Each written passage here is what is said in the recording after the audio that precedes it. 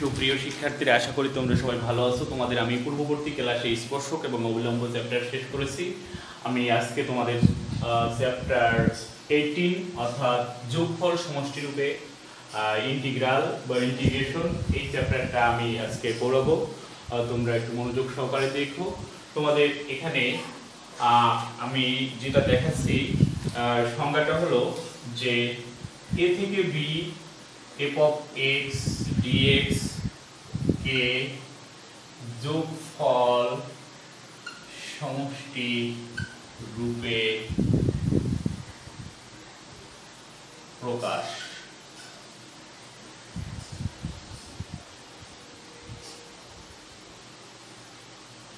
যোগফল সমষ্টি রূপে বা যোগফলের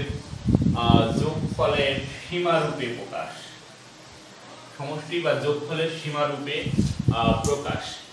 এটা তোমাদের আমরা যদি দেখি যে y f of x, যদি y f of x function ab ব্যবধিতে সীমাবদ্ধ এবং অবিচ্ছিন্ন হয়, যেখানে ab সসীম এবং b greater than a হয়, তবে আমাদের এরকম অবস্থায় এটা দ্বারা আমরা বুঝতে পারি যে এখানে y f of x function এত ব্যবধিতে সীমাবদ্ধ এবং অবিচ্ছিন্ন। সীমাবদ্ধ আমরা বলতে আমরা এইটুকু থেকে নিব। যদি এরকম অবস্থা হয় এবং অবিচ্ছিন্ন হয়, এটা আমরা দেখতেছি যে চিত্রটায় যদি দেখি এটা y f of x function এই ব্যবধিতে অবিচ্ছিন্ন এবং সীমাবদ্ধ, এবং এখানে a এবং b দুইটা নির্দিষ্ট মান। তো এরকম অবস্থায় আমরা এই ab ব্যবধিকে এখানে অবশ্যই ab বদ্ধ ব্যবধি, ab ব্যবধিকে আমরা n সংখ্যক উপব্যবধিতে বিভক্ত করি,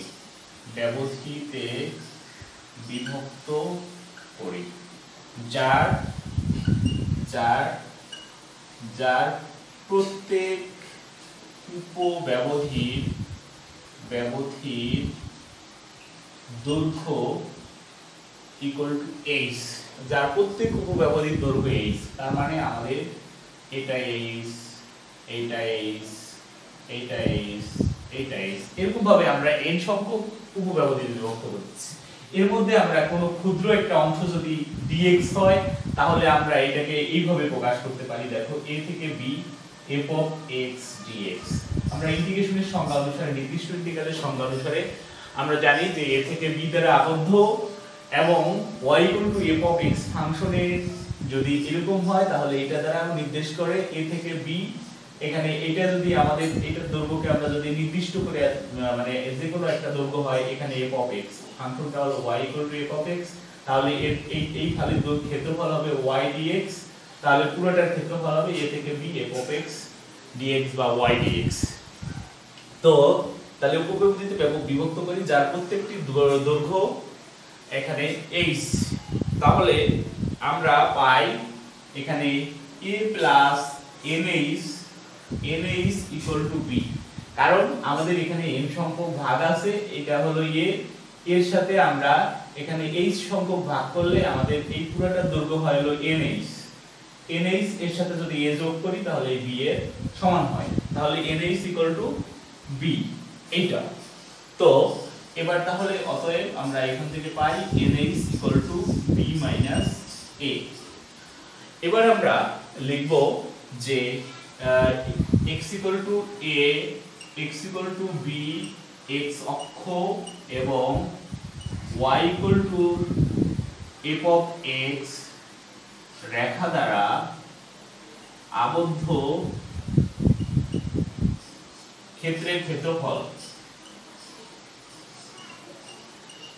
সমান, এখানে আবদ্ধ ক্ষেত্রের ক্ষেত্রফল হবে কি, আমরা এখানে h সংখ্যক উপব্যবধিতে বিভক্ত করছি, তাহলে আমাদের এই এক একটা খালি, এই যে এক একটা ভাগ, এই একটা ভাগের এই ভাগের হলো এখানে এখান থেকে এইটুকের দৈর্ঘ্য হলো h, আর এইটার দৈর্ঘ্য হলো এখানে এইটার ক্ষেত্রে যদি বলি এখানে a প্লাস h, এখানে x ইকুয়াল টু এটা equal to a plus h, তাহলে এই অবস্থায় আমাদের এই দৈর্ঘ্যটা কত হবে f of a plus h। তাহলে আমরা এইটাকে যদিও দেখতে আমাদের আয়তাকার মনে না হয়, তাও এখানে যেহেতু বক্ররেখা, আমরা যদি পৃথিবী পৃষ্ঠের কথা চিন্তা করি, পৃথিবী তো গোল, তারপরে আমরা পৃথিবীর তুলনায় ক্ষুদ্র, এজন্য আমরা পৃথিবীকে সমতল হিসেবে বিবেচনা করি বা দেখি। এই চিন্তা করে এখানে আমরা এটাকে একটা আয়তাকার ক্ষেত্র বিবেচনা করি। তাহলে একটা আয়তক্ষেত্রের ক্ষেত্রফল সমান কত, এখানে দৈর্ঘ্য, এটার দৈর্ঘ্য গুণ প্রস্থ, তার মানে h f of a plus h। একই রকম ভাবে এটার ক্ষেত্রফল হবে h f of a plus 2h। তো এই একই রকম ভাবে আমরা যদি আগাই, তাহলে লিমিট h টেন্ডস টু 0, এখানে h f of a plus h plus h f of a plus 2h plus dot dot একই রকম ভাবে h f of a plus nh। এইভাবে আমরা এটাকে এই পুরোটার ক্ষেত্রফল বিবেচনা করতে পারি। এই এক এক খণ্ডের ক্ষেত্রফল, প্রথম খণ্ডের ক্ষেত্রফল h f of a plus h, দ্বিতীয় খণ্ডের ক্ষেত্রফল h f of a plus 2h। এই একই রকম ভাবে আমাদের সর্বশেষ যে খণ্ড থাকবে n তম খণ্ড, সেটা হবে h f of a plus nh। তাহলে আমরা এটাকে সামেশন দিয়ে এইভাবে লিখতে পারি, দেখো h টেন্ডস টু 0, এখানে সামেশন r ইকুয়াল টু 1 থেকে n h f of a plus rh, এইভাবে লিখতে পারি। তাহলে আমরা নির্দিষ্ট ইন্টিগ্রালের সংজ্ঞা থেকে আমরা পাই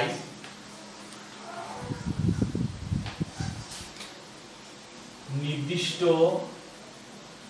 ইন্টিগ্রালের সংজ্ঞা হতে পাই এখানে, তাহলে এই পুরোটার ক্ষেত্রফল মানে কত হবে, এটা ইকুয়াল টু y dx সমান a থেকে b f of x dx equal two আমাদের এটা আসবে লিমিট h টেন্ডস টু 0, এখানে summation of r equal to 1 থেকে n h f of a plus rh, যেখানে nh equal to b minus a।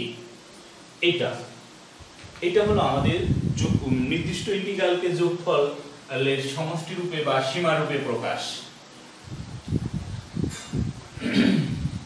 এইটার দুইটা অবস্থা আমরা দেখব, এখানে আমরা দুইটা অবস্থা দেখব। একটা হলো এখানে a equal to 0 b equal to 1 হলে আমরা পাই 0 থেকে 1 f of x dx equal to limit h tends to 0 summation of r equal to 1 থেকে n h f of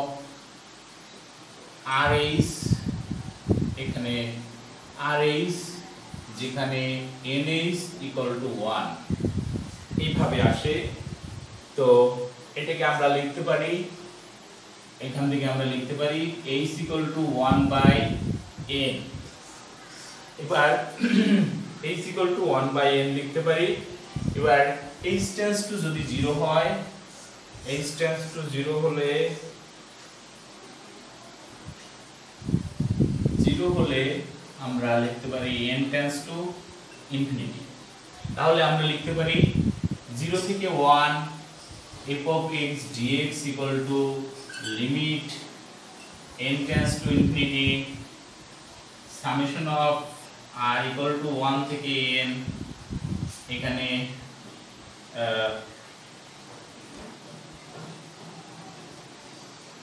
f of r by n, এখানে 1 by এখানে 1 by n, এখানে h এর পরিবর্তে আমরা বলবো 1 by n, আর তাহলে এখানে r, এখানে h equal to 1 by n, এখানে h tends to 0 n tends to এত, এটা বসালে আমাদের এরকম হয়।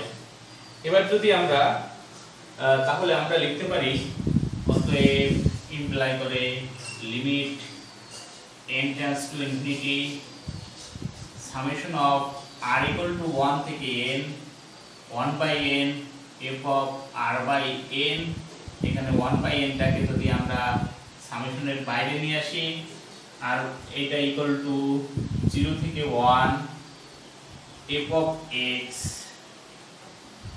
dx এটা দিয়ে আমরা এই সূত্রটা দিয়ে আমরা অধিকাংশ অঙ্কগুলি করব। তো অধিকাংশ অঙ্কগুলি আমরা এই সূত্রটা দিয়ে তোমাদের করে দেখাবো। এরপরে আমাদের আরেকটা আছে, এটা হলো সমান্তর ধারার ক্ষেত্রে, আর গুণোত্তর ধারার ক্ষেত্রে যদি ব্যবধি হয় সেটা জন্য আরেকটা সূত্র আছে, সেই সূত্রটা আমি এখন তোমাদের আবার দেখাবো। এখানে 2 নম্বরে এই AB ব্যবধি উপব্যবধি গুলির বিভক্ত বিন্দু x1 equal to a, x2 equal to ar, x3 equal to ar square dot dot আমাদের যদি xn equal to a r to the power n হয় এটা equal to b এবং উপব্যবধি গুলির দৈর্ঘ্য হবে, তাহলে আমাদের উপব্যবধি গুলির দৈর্ঘ্য হবে কি ডেল্টা 1 equal to এইটা বিয়োগ এইটা, তার মানে a into r minus 1 অর্থাৎ x2 minus x1 আমাদের প্রথম উপব্যবধির দৈর্ঘ্য, ডেল্টা 2 equal to হবে x3 minus x2, এটাকে লেখা যায় ar into r minus 1। এই একই রকম ভাবে আমরা যদি অগ্রসর হই তাহলে আমাদের শেষটায় যে হবে ডেল্টা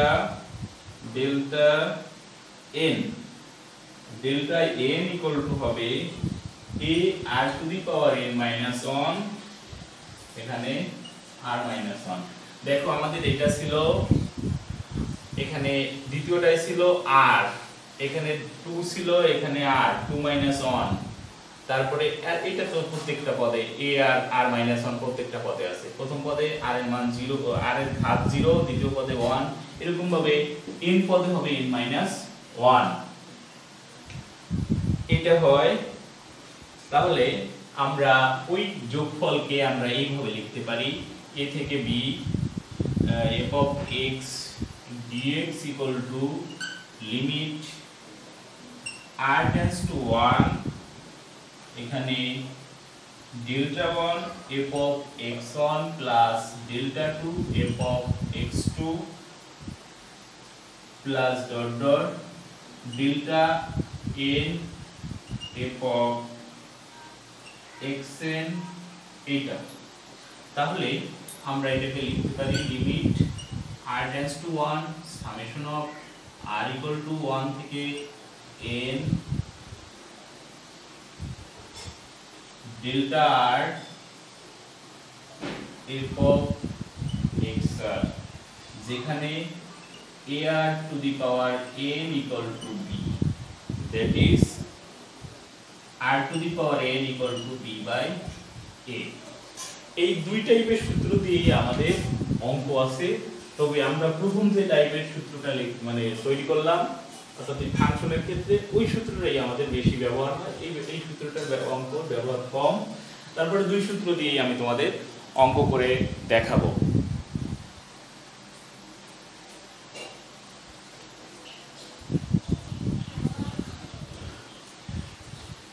শিক্ষার্থীরা আমি তোমাদের সূত্রের প্রয়োগ হিসেবে একটা অঙ্ক দেখাচ্ছি, পরবর্তী ক্লাসে আরো একাধিক অঙ্ক তোমাদের দেখাবো। আজকে আমি এইটাই দেখিয়ে শেষ করব।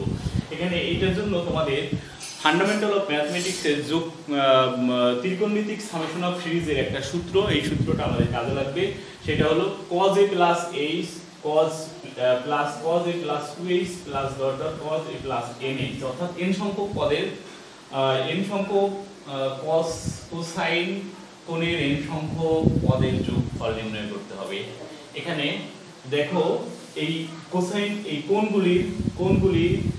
কোণগুলির পরিবর্তন হয়েছে সমান্তর ধারায় এখানে a প্লাস এইচ, এটা a plus 2h, a plus 3h, এরকম ভাবে a প্লাস nh। তাহলে এটা হলো প্রথম কোণ, দ্বিতীয় কোণ, তৃতীয় কোণ। তো এর যোগফলের সূত্র হলো sin nh/2। এখানে h বলতে এই কোণগুলির সাধারণ অন্তর কত, কোণগুলির সাধারণ অন্তর দ্বিতীয় কোণ বিয়োগ প্রথম কোণ। এখানে সাধারণ অন্তর ইকুয়াল টু দ্বিতীয় কোণ হলো a plus 2h minus a minus h equal to h। তাহলে এখানে sin nh/2, এখানে পদের সংখ্যা n, এজন্য nh/2, আর নিচে ভাগ h/2, অর্থাৎ এখানে সাধারণ অন্তর ভাগ 2 plus into cos a plus h হলো প্রথম কোণ যোগ শেষ কোণ, a প্লাস nh হলো শেষ কোণ ভাগ 2।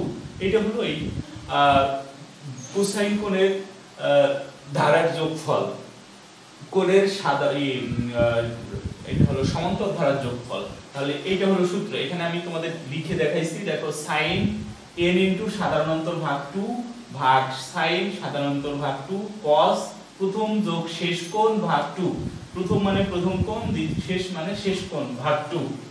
এটা দিয়েই আমরা এই সূত্রটা লিখব, এজন্য আমি তোমাদের এটা ডিটেইলস দেখালাম।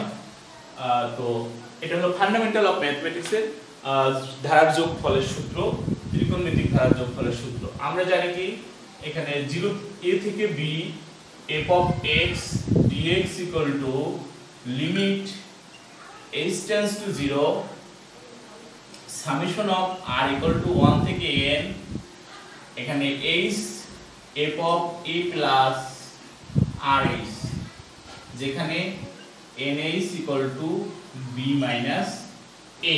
আমরা এটা জানি, তো এটা জানি আমরা এখানে এটাকে সূত্রে লিখব।